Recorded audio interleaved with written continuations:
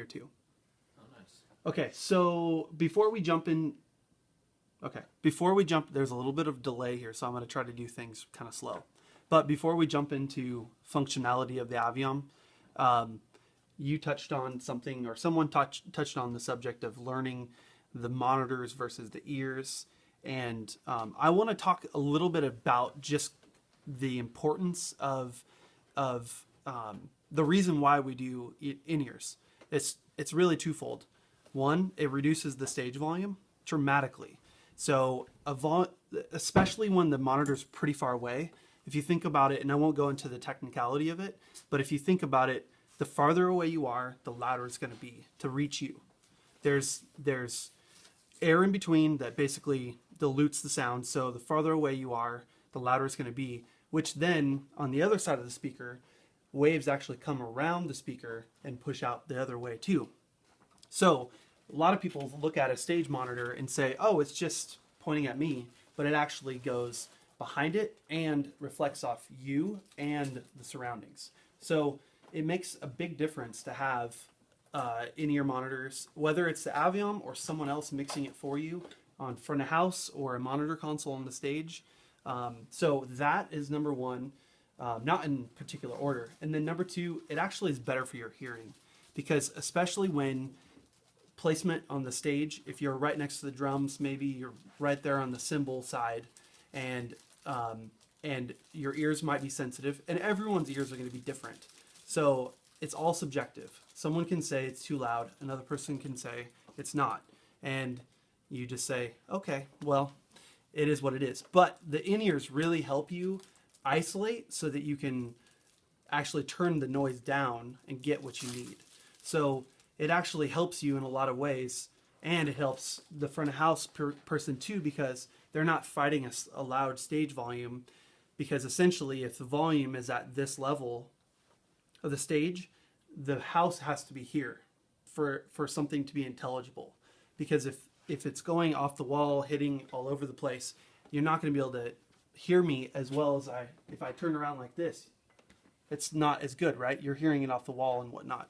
So essentially, those are the two big reasons why it's important to think of this as a tool, and it really helps everyone achieve like what they need to have. So the Avioms really just make it so you all have control. So essentially, I'm going to assume all of you guys don't know anything about Avioms, so we can just go through the basics. But you have 16 channels. You press the button, the channel lights up, and then you have a pan of volume for that channel, and then a solo and a mute for that channel.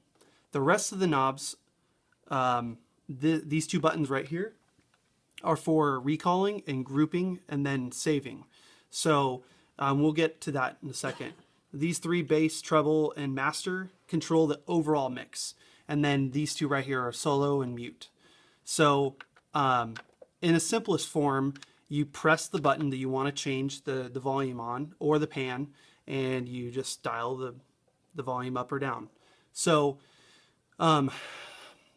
troubleshooting, if you for some reason don't have sound coming out of your ears, look for this little light right here. If that's not lit up, that means there's no signal coming to here. These are like super tried and true. You plug it in and it usually works. If that is not on, then that's a dead giveaway. A lot of people sometimes will think the worst and say, oh, my ears are broken, or whatever it might be. Look for that first. And then you know, you can raise a hand and say something's going on. So we try to keep these pretty consistent with the channels 1 through 16. Now, sometimes it'll change, like we might have like a banjo that we'll put in channel 7. And so we'll try to let you know about that. But I think if we're going to do something drastically different, we'll actually reprint these labels. Everyone good so far? Pretty simple. Okay. So mixing is really important. And there are 3 different ways that I've noticed that people mix. One is they want a CD mix. So they want everything in, and they want it to sound like polished, like they would just pop their iPod headphones in and sing along with it. And that's okay. You can do that. And what I would definitely suggest you to do is to make sure you have enough headroom on your own channel. So if you're, let's say you're a vocalist and you're in channel 1, notice I haven't built a mix yet, but you would have these up, let's just say, for example, and I'm just going to kind of show you what happens when you just first walk in and build a mix. Okay, so that, notice that my master is all the way down. What I'll do is actually, I'm going to play a track here, or a few tracks, and I'm going to actually just start building a mix on the fly. And then what I'm going to do, I'll show you the difference between having your master at 12 o'clock versus 3 o'clock. Does that translate? All right, okay. So we'll start doing that. And this is a really old recording, multi-track of like 2013, I think.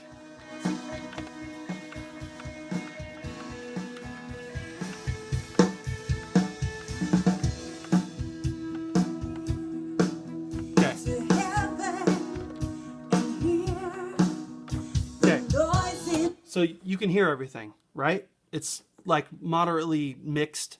The main problem though is that if you go back to, let's say, your vocal 1 still, you only have like 3 dots left. So if you need to turn yourself up higher, you actually don't have a whole lot of headroom. So you've probably all heard me say, get your master at 3 o'clock. It's causing a little bit of a buzz, but normally it wouldn't do that. But the reason why is because if you turn your master at 3 o'clock, you can actually decrease everything like that. Get it down so that you have headroom, meaning you can turn it up, your own channel up, to a volume that actually like is intelligible. So it's basically the same mix, but now same volume, same loudness. Let's say, so that's pretty loud, but I'm just using that to demonstrate the fact that you can boost yourself quite a bit. If you're like singing a song and you don't feel like you can hear yourself very well, that's a great tool to do. Okay, so headroom, that's an important tool to, or thing to remember when thinking about your master. Now, I tell everyone to start off with clearing all of the mix, zeroing it all out. And I don't know if you guys all do that, but sometimes it's easier just to walk in and, you know, go with what you have depending on the time frame. But sorry. Doing it too quick, I think. Any questions so far? Headroom makes sense. 3 o'clock. There's verb still. And okay. So starting off there, and then now really depends on what instrument you're playing. And I think it's important to have yourself the loudest. Now, some people will say that's not the best way. You want to have the lead instrument. It depends on if you're a vocalist or if you're a drummer or a bass player. I personally, if I'm playing bass, I'm going to have the drums pretty hot in my mix so that I can feel the kick and feel the rhythm of that. Now, you have to kind of take it with like the way that you're taking into consideration what instrument you're playing to be able to build the mix from there. So I have a few, let's see. Yeah, let's go there. So I'm going to go to the next song actually. And unfortunately I wasn't able to pipe the click back in, which is another thing to have a lot of headroom on. If you have the click, let's say right here, it's like to the top, and you have your master there, you're going to be struggling to find tempo, especially if you have your drums, anything else that's providing that rhythm, you're going to be fighting to find the pulsing of the rhythm essentially. So, which is another reason why to have your master here, pull that down, pull everything else down. Okay. And then if for some reason you start off with creating a mix that's very similar as far as how much volume, and then you can now essentially just turn up your click like that, and you'll actually be able to have enough of the tempo if you're struggling that way. Now, I feel like usually slower songs tend to do that, but everyone has their differences. For me, if it's a slower song and it's a quarter note click, or it's then I feel like I have to ride the click a lot. So anyway, make sense? Okay, so now sonically, it's not just making the mix sound better, it's actually making it sound better so that you can know your part, play it well, and understand what everyone else is doing. We're going to talk about panning, and to do that, I'm going to recall a scene right here, which I'm just going to hold this button down. It's going to flash, and I'm going to go scene 1. So I've already built a scene for this, and I'm just going to go ahead and play it. And what I also did was I tried to mix everything very similar in volume, but not panned. So I'll recall between so you can hear the difference. And I know that like the speakers could be a lot wider. When you have in-ears in, the spectrum is, left to right. And you also have panning controls all the way to that depth as well. So, okay, so let's see, recall 1, and I'm gonna play this. From daybreak to dusk and everything between, creation always seems how great is the one who made. This is an example of like a CD mix, essentially. And if I were Tyler singing, that's how I built it. How great is the one who made me. I am here only for your glory. Okay, so that, let me just do something real quick.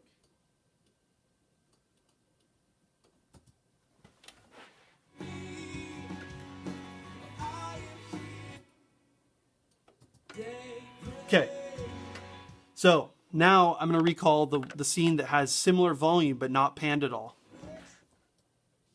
Maybe some of you guys won't notice it, maybe you will. Let's see, that's not... Okay. Daybreak to dusk and everything between, creation always seems how great is the one who made me. Okay, so anyone pick out any differences? A little more muffled. Right. And notice I didn't do anything bass and treble wise. What's happening is it's a basic competition. So when everything's in the middle, it's going to fight for attention. So if we go back to that one.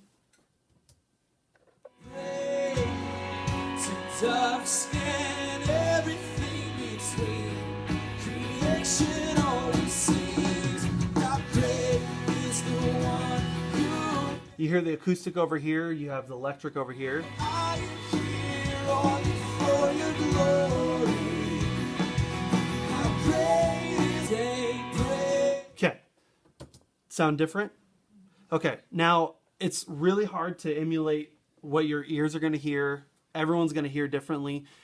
Everyone's going to have they might have a preference of earbuds, which type they have. Basic principle, panning can really help you, and there's 2 different ways you can do it. You can pan where you are, let's say you're on the center of the stage, and then to your left is Tyler. So you could put his electric over there if he's playing electric, and his voice. That's called perspective panning. So you can do it that way, where it helps you spread and basically choose which way you want to go. Now, other times, let's say it's an acoustic and an electric, you definitely want to get those opposite. And experiment, like I have this one, extreme opposite. So the pan for the acoustic is all the way to the left and the electric's all the way to the right. It might sound a little bit weird if, for example, Tyler plays quite often, like if he's playing acoustic, he'll play by himself to lead into a song or lead out of a song.